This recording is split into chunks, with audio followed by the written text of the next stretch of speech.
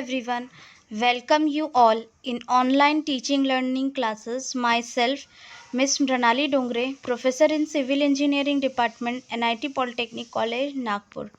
In today's session, I am going to deliver lecture on topic 3.2 Laboratory Method for Determination of Coefficient of Permeability.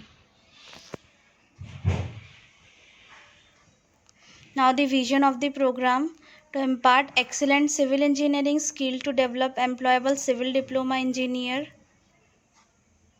M1, imparting the modern technical skill as per the requirement of the industry to improve employability. M2, to develop social and environmental responsible civil engineers. M3, effective implementation of teaching learning process to benefit student. Now, the course outcome: use the result of permeability and shear strength tests for the foundation analysis. Program outcome is that is PO1, PO2, PO4, PO5, PO6 and PO7.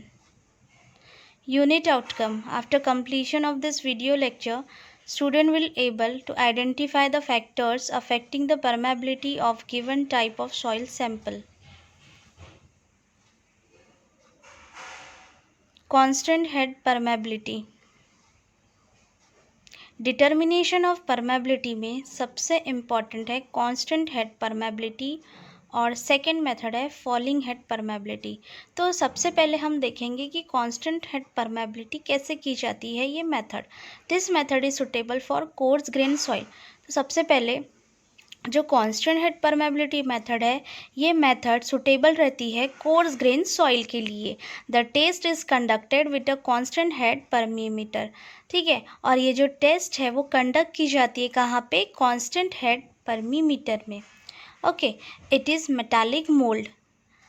Metallic mould रहता है 1000 ml capacity जिसकी रहती है, which is provided with extension Kolar and drainage base plate. Okay, उसमें extension Kolar भी लगा हुआ है और ड्रेनेज बेस प्लेट उसमें है।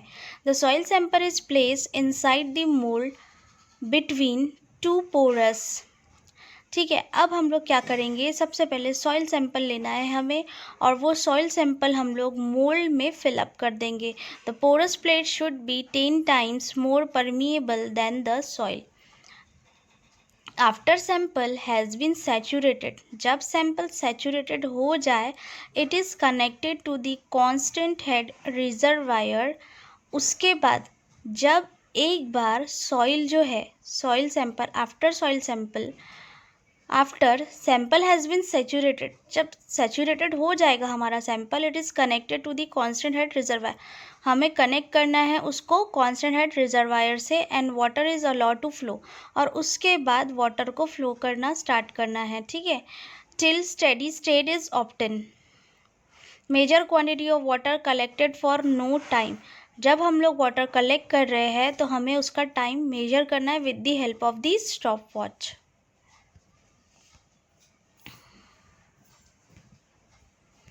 Now the discharge is given by, then कौन से फॉर्मूले से हमें फाइंड करना है permeability? Q equals to Q divided by T equals to KIA, then Q equals to K into H by L into A equals to, फिर क्या होगा? KHA divided by L, then formula become K equals to QL divided by AH।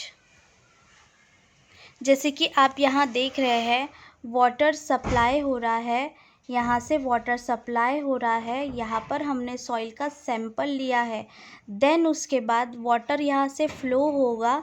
ठीक है, यहाँ पर air relief valve है और ये लेंथ है।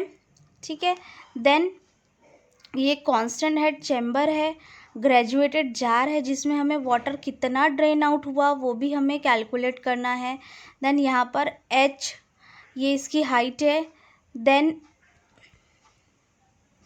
कांस्टेंट हेड रिजर्वायर, और यहाँ से हम वाटर सप्लाई करेंगे, देन सैचुरेटेड होगा, यहाँ पे पोरस डिस्क है, देन इसके बाद हम ये फॉर्मूले से कैलकुलेट कर लेंगे। नाउ नेक्स्ट मेथड है कि फॉलिंग हेड मेथड से परमेबिलिटी कैसे हम लोग चेक करेंगे। This method is suitable for fine grain soil. जैसे कांस्टेंट हेड मेथड जो है वो कोर्स ग्रेन सॉइल के लिए इम्पॉर्टेंट है, वैसे ही फॉलिंग हेड मेथड जो है वो फाइन ग्रेन सॉइल के लिए बहुत ज़्यादा सुटेबल है, because quantity of water collected through this soil mass is very less. Because quantity of water collect कैसे होगा, बहुत कम समय में ये कलेक्ट हो जाएगा, बिकॉज ये एकदम फाइन ग्रेन सॉइल है।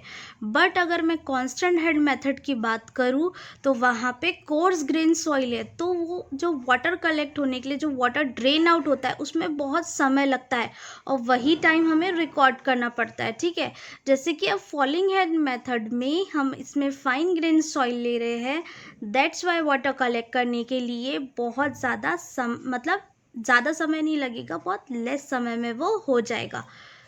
Quantity of water collected through the soil mass is very less and cannot be measured accurately। और हम लोग इसको मेजर भी बहुत एक्यूरेटली नहीं कर सकते, बिकॉज क्योंकि वाटर कलेक्ट करने के लिए बहुत कम समय लग जाता है। A stand pipe is attach to the mould. एक स्टैंड पाइप है जो कि अटैच किया हुआ है मोल्ड के साथ, जिसमें हमें सॉइल सैंपल लेना है। The water is allowed to flow from the stand pipe through the sample. ठीक है, फिर वाटर को अलाउ होने देना है और फ्लो होगा वहाँ से स्टैंड पाइप से थ्रू दी सैंपल के through. As water flow the water level in the stand pipes fall. ठीक है, जब वाटर फ्लो होगा तो water level in the stand pipe falls होना स्टार्ट हो जाएगा, मतलब कम कम होना स्टार्ट हो जाएगा, गिरना स्टार्ट हो जाएगा। The time required for water level to fall from known initial head H1। और जो टाइम हमें लगा वाटरफॉल करने के लिए वो इनिशियल हेड रहेगा, दैट इज़ H1 रहेगा, उसको हम H1 बोलेंगे। और जो फाइनल हेड रहेगा वो H2 रहेगा, is determined. Now from continuity of flow और फॉलिंग हेड का इक्वेशन क्या होगा, the equation become K equals to 2.303 AL divided by 80 log 10 H1 by H2। ठीक है, ये इसका फॉर्मूला है। Then falling head method image, जैसे कि हमने आपको बताया यहाँ से ये स्टैंड पाइप है। ठीक है, देन ये हमारा मोल्ड है, हमने सैंपल लिया, यहाँ पे स्टॉप कॉक है। ठीक है, देन उसके बाद यहाँ से जो वाटर फ्लो हो रहा है इसे H1 कंसिडर करेंगे, देन यहाँ से H कंसिडर करेंगे और यहाँ से H2। तो ये दो बहुत ज़्यादा इम्पॉर्टेंट है, H1 एंड H2।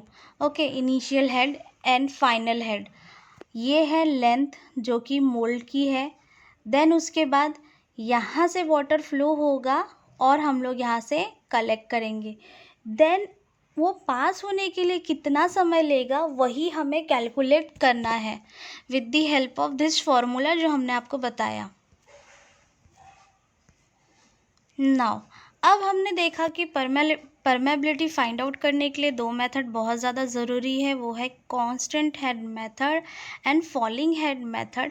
अब हम देखेंगे कि फ्लो नेट क्या होता है। It is the graphical representation of solution of Laplace equation for two dimensional flow which is consisting of orthogonal curves known as a streamline and equipotential line। ठीक है, properties of flow net. अब ये जो flow net होता है, जब water मतलब water अगर ऐड कर दे सॉइल में, सॉइल पूरी ड्राई है और उसमें कुछ अमाउंट में वाटर ऐड हो जाता है, जिसके ऊपर ऊपरी परत में उसके सॉइल के ऊपर सरफेस पे जब लाइंस ऑकर होती है, लाइंस क्रिएट होती है, उसी को मतलब फ्लो नेट बोल सकते हैं, सीपेज होता है। It is a graphical representation of solution of the Laplace equation two dimensional flow यहाँ पे बोला गया है, जिसमें स्ट्रीम लाइन इक्विपोटेंशियल लाइन को देखा गया है। Properties of flow net, discharge Q1 Q2 Q3 through each flow path are equal and total discharge, then Q equals to Q1 plus Q2 plus Q3। Flow lines and equipotential lines are orthogonal. क्या बोला गया है कि flow lines और equipotential line orthogonal है। For example they intersect each other at right angle, और वो हर एक मतलब एक दूसरे को राइट एंगल के साथ इंटरसेक्ट करते हैं। Flow lines and equipotential lines square figure, their corners are at right angle and medium distance are equal, उनके मीडियम डिस्टेंस इक्वल रहते हैं फ्लो लाइन और इक्विपोटेंशियल लाइन के। Flow lines do not intersect, but flow line जो है वो intersect नहीं करती। Similarly potential line do not intersect except at boundary, और सिमिलरली पोटेंशियल मतलब हम ये ध्यान रख सकते हैं कि फ्लो लाइन और इक्विपोटेंशियल लाइन जो है वो एक दूसरे को इंटरसेक्ट नहीं करती। The flow lines means concentration of flow at increasing hydraulic gradient, and divergence of the flow lines indicate increased hydraulic gradient. Okay, then अब हम लोग देखेंगे इसी की समरी में। हमने ये देखा कि कांस्टेंट हेड परमेबिलिटी मेथड हमने देखा, फॉलिंग हेड मेथड हमने देखा, देन फ्लो नेट, और उसके बाद ये जो असाइनमेंट है आप लोगों के, और ये बहुत इम्पॉर्टेंट है MSBT क्वेश्चंस के भी लिए। तो ये फर्स्ट आप लोगों को जो लिखना है वो है explain the procedure to determine coefficient of permeability by constant head method.